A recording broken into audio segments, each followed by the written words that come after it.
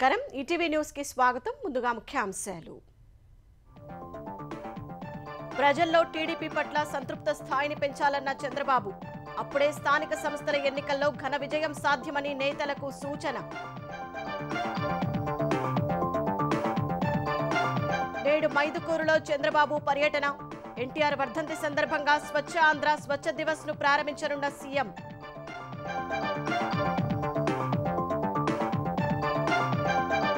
మళ్లీ పరుగులు పెట్టనున్న పోలవరం పనులు నేడు కొత్త డాఫ్రమ్ వాల్ నిర్మాణానికి శ్రీకారం ఏడాదిన్నరలో పూర్తి చేయాలన్న ప్రభుత్వం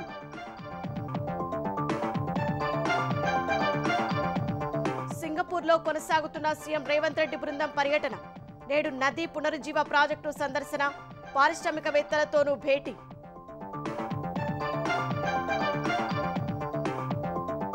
తెలంగాణలో త్వరలోనే వీఆర్ఓలు సర్వేయర్ల నియామకం ఇందిరమ్మ ఇళ్ల లబ్ధిదారుల ఎంపిక పారదర్శకంగా చేయాలన్న పొంగులేటి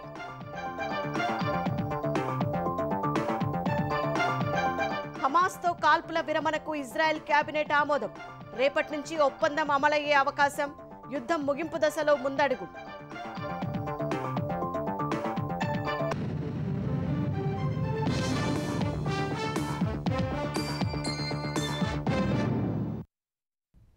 తెలుగుదేశం పార్టీకి అసెంబ్లీ ఎన్నికల నాటి ట్రెండే కొనసాగుతోందని వచ్చే 5 నెలల్లో ప్రజల సంతృప్త స్థాయిని మరో 5% పెంచాలని సీఎం చంద్రబాబు పార్టీకి చెందిన మంత్రులు ఎంపీలకు దిశానిర్దేశం చేశారు. ప్రస్తుతం ఉన్న 53% అనుకూల ఓటింగ్ను 60%కి తీసుకెళ్లాలని స్పష్టం చేశారు. నియోజకవర్గాల్లో గ్రూపు రాజకీయాలకు తావులేదని తేల్చెప్పిన చంద్రబాబు సామాజిక మాధ్యమాల్లో ప్రభుత్వ కార్యక్రమాల ప్రచారాన్ని విస్తృతం చేయాలని సూచించారు. ఉండవల్లిలోని నివాసంలో సీఎం చంద్రబాబు తెలుగుదేశం మంత్రులు, ఎంపీలు, జోనల్ ఇన్ఛార్జీలు, పార్టీ సమన్వయకర్తలతో సమావేశమయ్యారు. దీనికి పలువురు ఎంపీలు హాజరు కాకపోవడంపై ఆగ్రహం వ్యక్తం చేశారు. పార్టీ సమావేశాల కంటే ఇతర కార్యక్రమాలు ఎక్కువయ్యాయా అంటూ అనంతపురం ఎంపీ అంబికా లక్ష్మీనారాయణపై ఆగ్రహం వెలిబుచ్చారు. ఎంపీలు పార్టీ సమావేశాలకు హాజరయ్యేలా చూడాలని పార్లమెంటరీ పార్టీ నేత లావు కృష్ణదేవరాయలకు సూచించారు. కేంద్ర నిధుల సాధనలో ఎంపీలు, మంత్రుల మధ్య సమన్వయం మరింత పెరగాలన్న చంద్రబాబు భవిష్యత్తులో మంత్రులు, ఎంపీలు, ఎమ్మెల్యేలు, జోనల్ ఇన్ఛార్జీలతో వ్యక్తిగతంగా మాట్లాడతానన్నారు. అసెంబ్లీ ఎన్నికల తరహాలో స్థానిక సంస్థల ఎన్నికల్లోనూ పార్టీ శ్రేణులు విజయం సాధించేలా చూడాలని దిశానిర్దేశం చేశారు. క్షేత్రస్థాయి ఇబ్బందుల్ని ఎప్పటికప్పుడు జోనల్ ఇన్ఛార్జీలు, ఇన్ఛార్జి మంత్రులకు చెప్పి సమస్యల్ని పరిష్కరించేలా చూడాలని సూచించారు. చాలా మంది కొత్తగా ఎన్నికైన ఎమ్మెల్యేలు ఉన్నందున వారు ఎలాంటి పొరపాట్లు చేయకుండా ఇన్ఛార్జి మంత్రులు బాధ్యత తీసుకోవాలని ఆదేశించారు. బూత్ కమిటీల స్థాయిలో పార్టీని మరింత పటిష్టం చేయాలన్న సీఎం ఇసుక విషయంలో చిన్న చిన్న సమస్యల్ని సరిచేసుకోవాలని, మద్యం విధానం అమలు తీరు పట్ల సంతృప్తి వ్యక్తం చేశారు. జిల్లాల్లో ఎంపీలు, ఎమ్మెల్యేలు కలిసి పనిచేయాలన్న సీఎం తన నియోజకవర్గంలోకి ఎంపీ, మంత్రులు రాకూడదని, ఎమ్మెల్యే అనుకోకూడదని హితవు పలికారు. ఎంపీలు నియోజకవర్గాల్లో గ్రూపు రాజకీయాలు చేయకూడదని దిశానిర్దేశం చేశారు. చాలా మంది ఎవరికి వారే అన్నట్టుగా వ్యవహరిస్తున్నారని అసంతృప్తి వ్యక్తం చేశారు. ఇది మంచి విధానం కాదన్న సీఎం తక్షణమే మార్పు రావాలని స్పష్టం చేశారు. నాయకుల మధ్య ఎక్కడా గొడవలు జరగడానికి వీల్లేదన్నారు. వైసీపీ గెలిచిన 11 నియోజకవర్గాల్లో 1-2 చోట్ల మినహా మిగతా ప్రాంతాల్లో పార్టీ ఇన్ఛార్జీలు సరిగా పనిచేయడం లేదన్న చంద్రబాబు వారిని మార్చబోతున్నట్లు తెలిపారు. జనసేన, బీజేపీ గెలిచిన స్థానాల్లో బలమైన తెలుగుదేశం నేతల్ని ఇన్ఛార్జీలుగా నియమిస్తామని స్పష్టం చేశారు. 25 మందిలో 18 మంది కొత్త వారికి మంత్రులుగా అవకాశమిచ్చామన్న సీఎం యువత పరుగెడతారని చెప్పి అవకాశమిస్తే తపన తగ్గిందో లేక ఇంకా పెంచాలా అన్నది అర్థం కావటం లేదన్నారు. కొత్తగా నేర్చుకోవాలన్న తపన పెరగాలని సూచించారు. కొంతమంది బానే చేస్తున్నారన్న సీఎం కొందరు ఇంకా వేగం పెరగాలన్నారు. సామాజిక మాధ్యమాల సక్రమ వినియోగంలో విఫలమయ్యారని పలువురు మంత్రులపై సీఎం మండిపడ్డారు. ఐటీ నిపుణుడివైనా సామాజిక మాధ్యమ వినియోగంలో ఎందుకు వెనకబడ్డావని మంత్రి కొండపల్లి శ్రీనివాస్ను ప్రశ్నించారు. దీని వినియోగంలో చివరి స్థానంలో మంత్రి ఫరూక్ ఉన్నట్లు వెల్లడించారు. ప్రభుత్వ సంక్షేమ పథకాలు, ఇతర కార్యక్రమాల్ని సామాజిక మాధ్యమాల ద్వారా విస్తృతంగా ప్రజల్లోకి తీసుకెళ్లాలని దిశానిర్దేశం చేశారు. ఇన్ఛార్జి మంత్రి, ఎంపీ పనితీరు, జిల్లాల్లో పథకాల అమలు, ఇతర అంశాల ఆధారంగా జిల్లాలకు చంద్రబాబు ర్యాంకులు ప్రకటించారు. తొలి 3 స్థానాల్లో కృష్ణా, చిత్తూరు, ఎన్టీఆర్ జిల్లాలు నిలవగా చివరి 3 స్థానాల్లో వైఎస్ఆర్, అల్లూరి, తూర్పు గోదావరి జిల్లాలు ఉన్నాయి. ఇన్ఛార్జి మంత్రులు వారికి కేటాయించిన జిల్లాల్లో ఇప్పటి వరకు ఎన్నిసార్లు పర్యటించారు, అక్కడ ఎలా పనిచేస్తున్నారు, సభ్యత్వ నమోదు ఏ జిల్లాలో ఎలా జరిగిందనే వివరాల్ని చంద్రబాబు వెల్లడించారు. కొంతమంది అధికారులు పాత పద్ధతిని వీడడం లేదని పలువురు మంత్రులు వివరించగా, అలాంటి పరిస్థితి ఉంటే తనకు చెప్పారని గట్టిగా హెచ్చరిద్దామని సీఎం తెలిపారు. అధికారులతో కొంతమంది ఎమ్మెల్యేలు దురుసుగా ప్రవర్తిస్తున్నారని, అలా వ్యవహరించకూడదని వారికి ఇన్ఛార్జి మంత్రులు దిశానిర్దేశం చెయ్యాలని సూచించారు. సాక్షి పత్రికలో అవాస్తవాల్ని, నిరాధార ఆరోపణలతో కథనాలు రాస్తున్నారని మంత్రులు, ఎంపీలు ప్రస్తావించగా చట్టపరంగా చర్యలు తీసుకుందామని సీఎం తెలిపారు. ఎన్టీఆర్ వర్ధంతి సందర్భంగా స్వచ్ఛ ఆంధ్ర స్వచ్ఛ దివస్ కార్యక్రమాన్ని సీఎం చంద్రబాబు నేడు వైఎస్ఆర్ జిల్లా మైదుకూరులో ప్రారంభించనున్నారు. ఈ ఉదయం విజయవాడ నుంచి ప్రత్యేక విమానంలో కడప వెళ్లి అక్కడి నుంచి హెలికాప్టర్లో మైదుకూరు చేరుకుంటారు. ఎన్టీఆర్ వర్ధంతి సందర్భంగా ఆయన విగ్రహానికి సీఎం నివాళులు అర్పిస్తారు. మధ్యాహ్నం వినాయక్ నగర్లో ఓ మున్సిపల్ కార్మికుడి ఇంటికి వెళ్లి వారి కుటుంబం యోగక్షేమాలు తెలుసుకుంటారు. తర్వాత జిల్లా పరిషత్ హైస్కూల్ వరకు కాలినడకన ర్యాలీగా వెళ్తారు. అక్కడ స్వచ్ఛ ఆంధ్ర స్వచ్ఛ దివస్ కార్యక్రమంలో భాగంగా పారిశుద్ధ్య కార్మికులతో చంద్రబాబు ముఖాముఖిలో పాల్గొని వారి సమస్యలను అడిగి తెలుసుకుంటారు. ప్రతి నెల 3వ శనివారం స్వచ్ఛ ఆంధ్ర కార్యక్రమం నిర్వహించాలని ప్రభుత్వం ఇప్పటికే ఉత్తర్వులు జారీ చేసింది. ఆంధ్రప్రదేశ్ జీవనాడి పోలవరం పనులు మళ్లీ పరుగులు పెట్టనున్నాయి. అత్యంత కీలకమైన డయాఫ్రమ్ వాల్ పనులు ఈ ఉదయం 10:19 ప్రారంభం కానున్నాయి. పాత డయాఫ్రమ్ వాల్ కు 6 మీటర్ల ఎగువన 1.396 కిలోమీటర్ల పొడవున 1.5 మీటర్ల మందంతో కొత్త డయాఫ్రమ్ వాల్ ను సుమారు 1000 కోట్ల వ్యయంతో నిర్మించనున్నారు. ఇందుకోసం 3 ట్రెంచ్ కట్టర్లు, 3 భారీ గ్రాబర్లు, 3 డీశాండింగ్ యూనిట్ల వంటి భారీ యంత్రాలను జర్మనీ నుంచి బావర్ కంపెనీ ప్రాజెక్టు వద్దకు తరలించింది. ఈ నిర్మాణంపైన ఎర్తకం రాక్ఫిల్ డ్యాం పనులు చేపట్టనున్నారు. 2 కిలోమీటర్ల పొడవైన ఈసీఆర్ఎఫ్ డ్యాం పూర్తయితే గోదావరి నీటిని రిజర్వాయర్లో ఒడిసిపట్టొచ్చు. మొత్తం ప్రాజెక్టు పూర్తయితే 194 టీఎంసీల నీటిని నిల్వ చేయవచ్చు. 2020లో గోదావరిలో వరదల కారణంగా పాత డయాఫ్రమ్ వాల్ 3 చోట్ల ఇసుక కోతకు గురై అగాధాలు ఏర్పడ్డాయి. ప్రస్తుతం వాటిని పూడ్చి ఇసుకను వైబ్రో కాంపాక్షన్ విధానంలో గట్టిపరిచి కొత్త డయాఫ్రమ్ వాల్ నిర్మాణం చేపడుతున్నారు. ఏడాదిన్నరలోగా ఈ పనులు పూర్తి చేయాలని ఆంధ్రప్రదేశ్ ప్రభుత్వం స్పష్టం చేసింది. సింగపూర్లో సీఎం రేవంత్ రెడ్డి బృందం పర్యటన కొనసాగుతోంది. మొదటి రోజు సింగపూర్ ఐటీఐతో young India skill university MOU చేసుకోగా ఇవాళ రేపు సీఎం బృందం సింగపూర్లోనే ఉండనుంది. నది పునరుజ్జీవన ప్రాజెక్టును సందర్శించడంతో పాటు పారిశ్రామికవేత్తలతో సమావేశమయ్యే అవకాశం ఉంది. ఎల్లుండి నుంచి 3 రోజుల పాటు స్విట్జర్లాండ్లోని దావోస్లో రేవంత్ రెడ్డి బృందం కీలక సదస్సులు, చర్చల్లో పాల్గొననుంది. తెలంగాణ రైజింగ్ టీం పేరుతో ముఖ్యమంత్రి రేవంత్ రెడ్డి, మంత్రి శ్రీధర్ బాబు బృందం సింగపూర్లో పర్యటిస్తోంది. శుక్రవారం ఉదయం చాంగి విమానాశ్రయానికి చేరుకున్న సీఎం, మంత్రి, ఉన్నతాధికారులకు సింగపూర్లోని ప్రవాస తెలంగాణ వాసులు స్వాగతం పలికారు. తొలి రోజున సింగపూర్ విదేశాంగ మంత్రి బాలకృష్ణన్తో సమావేశమైన రేవంత్ రెడ్డి ఫలవంతమైన చర్చలతో విదేశీ పర్యటన ప్రారంభమైందంటూ ట్వీట్ చేశారు. మౌలిక సదుపాయాల అభివృద్ధి, నదుల పునరుజ్జీవనం, నీటి వనరుల నిర్వహణ, హరిత ఇంధనం, పర్యాటకం, విద్య, నైపుణ్యాల అభివృద్ధి, ఐటీ పార్కుల అభివృద్ధి అంశాలపై చర్చలు జరిపారు. విస్తృత సహకారంతో పాటు పలు అంశాల్లో దీర్ఘకాలిక భాగస్వామ్యాల్ని ఇద్దరు నేతలు ఆకాంక్షించారు.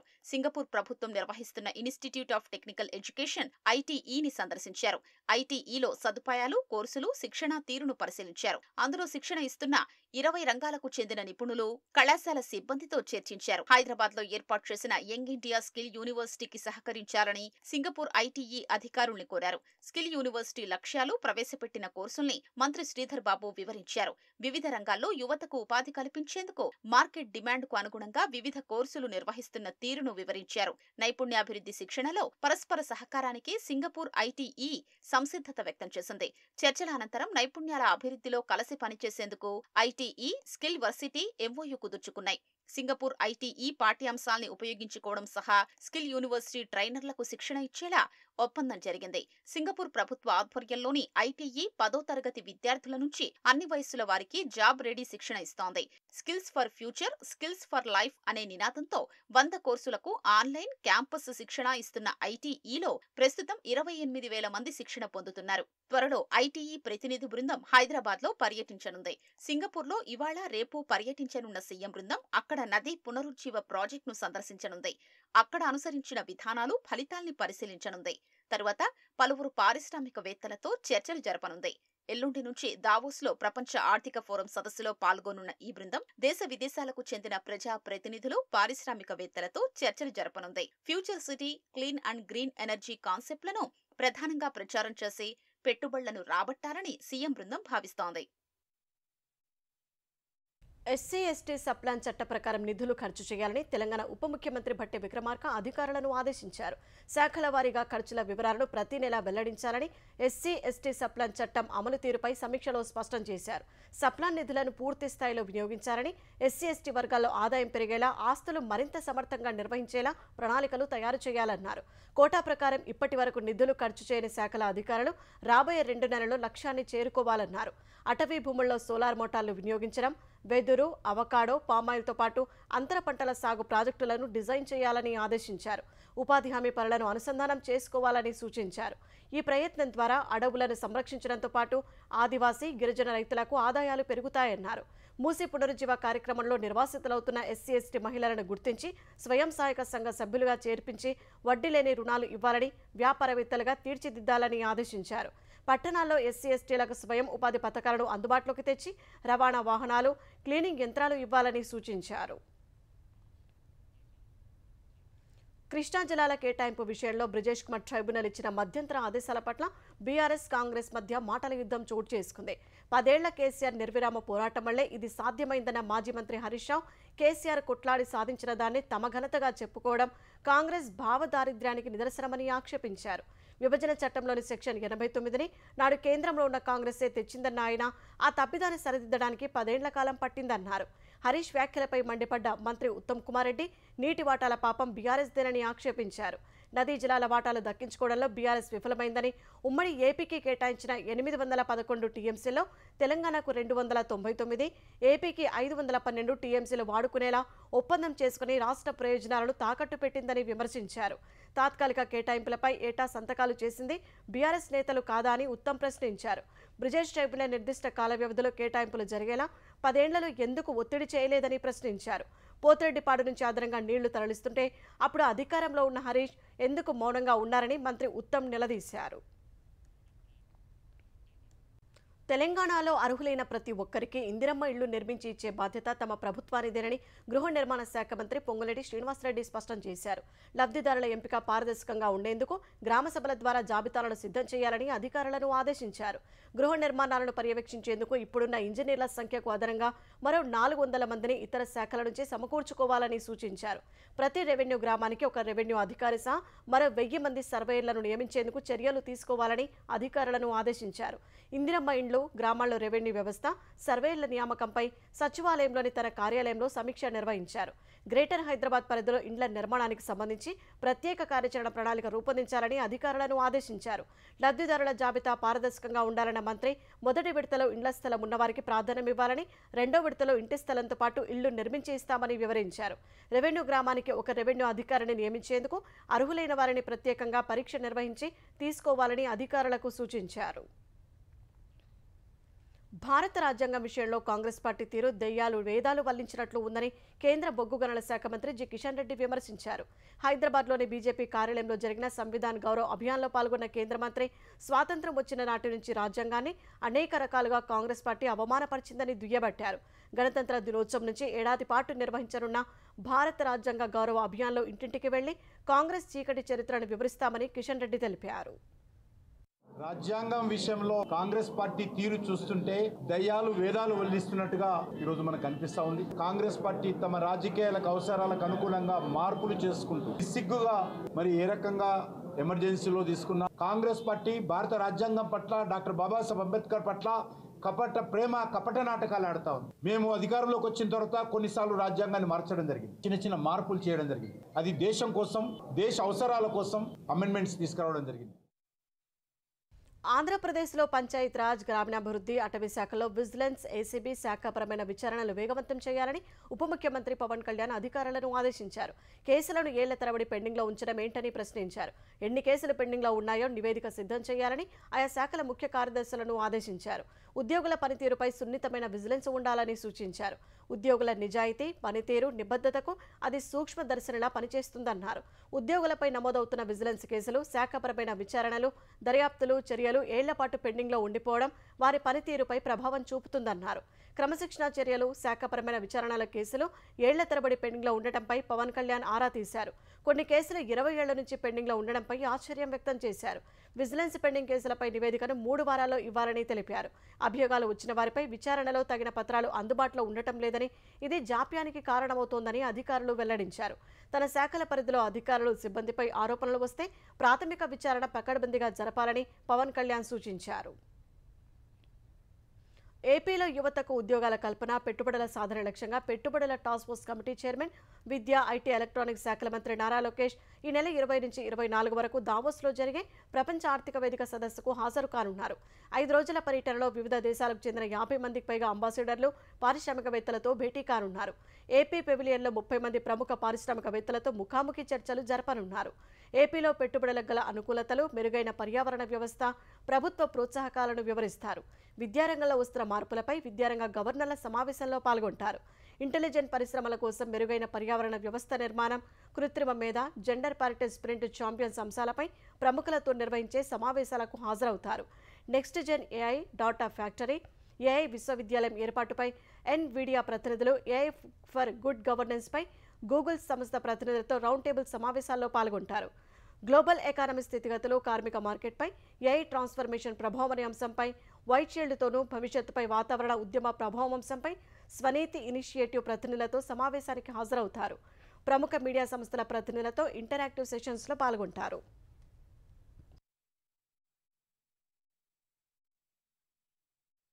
అగ్రిగోల్డ్ బాధితులకు గత వైసీపీ ప్రభుత్వం ప్రకటించిన ప్యాకేజీ మొత్తాన్ని అప్పటి సిఐడి విభాగాధిపతి పివి సునీల్ కుమార్ దుర్వినియోగం చేశారని శాసనసభ ఉపసభాపతి Raghuramakrishnaraju ACB director general Atul సింగ్కు ఫిర్యాదు చేశారు. ఈ మేరకు లేఖ రాసిన ఆయన అగ్రిగోల్డ్ నిధుల మళ్లింపులో సునీల్ కుమార్తో పాటు అతని అనుచరుడు తులసిబాబు ప్రమేయం ఉందని ఆక్షేపించారు. 2021 ఆగస్టులో బాపట్ల జిల్లా రామకూరులో అగ్రిగోల్డ్ బాధితులు కాని 96 ఖాతాలకు 20,000 చొప్పున డిపాజిట్ చేశారని పేర్కొన్నారు. ఇందులో కొంతమంది నుంచి 15,000 చొప్పున తులసిబాబు వెనక్కు తీసుకున్నారని వెల్లడించారు. ఈ వ్యవహారంలో వివరాలు తెలిపేందుకు సాక్షులు కూడా సిద్ధంగా ఉన్నారంటూ స్టేట్ బ్యాంక్ ఖాతాల వివరాలను రఘురామ సమర్పించారు.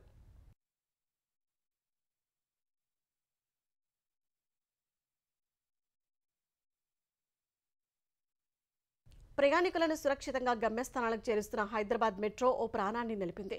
ఎల్బీ నగర్ కామినేని హాస్పిటల్స్ నుంచి లకడికాపూల్లోని గ్లెనిగల్స్ గ్లోబల్ ఆసుపత్రికి గుండెను చేరవేసింది. ఇందుకోసం గ్రీన్ ఛానల్ సృష్టించింది. 13 నిమిషాల్లో 13 మెట్రో స్టేషన్ల మీదుగా అవయవ మార్పిడి కోసం గుండెను తరలించింది. మనిషి ప్రాణాలను రక్షించే మిషన్లో క్లిష్టమైన సమయాన్ని మెట్రో రైలు ఆదా చేసింది. మెట్రో రైలు అధికారులు, వైద్యులు ఖచ్చితమైన ప్రణాళికతో గుండెను తరలించారు. యాదాద్రి జిల్లాకు చెందిన 35 ఏళ్ల వ్యక్తి రోడ్డు ప్రమాదంలో బ్రెయిన్ డెడ్ కావడంతో వారి కుటుంబ సభ్యులు అతడి అవయవాలను దానం చేశారు. బ్రెయిన్ డెడ్ అయిన వ్యక్తి గుండెను 34 ఏళ్ల వ్యక్తికి వైద్యులు అమర్చారు. ఊపిరితిత్తులను హైటెక్ సిటీలోని యశోద ఆసుపత్రికి తరలించారు. ఇజ్రాయెల్ హమాస్ మధ్య కాల్పుల విరమణ, బందీల విడుదల ఒప్పందానికి ఇజ్రాయెల్ సెక్యూరిటీ కేబినెట్ ఆమోదం తెలిపింది. ఒప్పందానికి మార్గం సుగమం చేయాలని కేబినెట్కు ప్రభుత్వం సిఫార్సు చేసినట్లు ప్రధాని నెతన్యాహు కార్యాలయం వెల్లడించింది. అన్ని రాజకీయ, భద్రతాపరమైన, మానవతా అంశాలను సమీక్షించి యుద్ధం లక్ష్యాలను సాధించడానికి ఇది ప్రయోజనకరమని అర్థం చేసుకున్నామని పేర్కొంది. బందీల కుటుంబాలకు ఇప్పటికే సమాచారం ఇచ్చినట్లు ప్రధాని కార్యాలయం వెల్లడించింది. ఇజ్రాయెల్ సెక్యూరిటీ కేబినెట్ ఒప్పందాన్ని ఆమోదించిన వెంటనే పూర్తి మంత్రివర్గ సమావేశం జరిగింది. నెతన్యాహు అధ్యక్షతన సమావేశం మంత్రివర్గం ఒప్పందానికి ఆమోదముద్ర వేసింది. తాజా పురోగతి నేపథ్యంలో ఆదివారం నుంచి ఒప్పందం అమలయ్యే అవకాశాలు కనిపిస్తున్నాయి. అమెరికా, ఖతార్ మధ్యవర్తిత్వంతో ఇజ్రాయెల్ హమాస్ మధ్య కాల్పుల విరమణ ఒప్పంద ప్రక్రియ కొనసాగుతోంది. ఇజ్రాయెల్ బందీల విడుదలకు ప్రతిగా పాలస్తీనా ఖైదీల్ని ఇజ్రాయెల్ విడిచిపెట్టనుంది. తర్వాత పూర్తి స్థాయిలో యుద్ధాన్ని ముగించే దిశగా చర్యలు తీసుకోనున్నారు.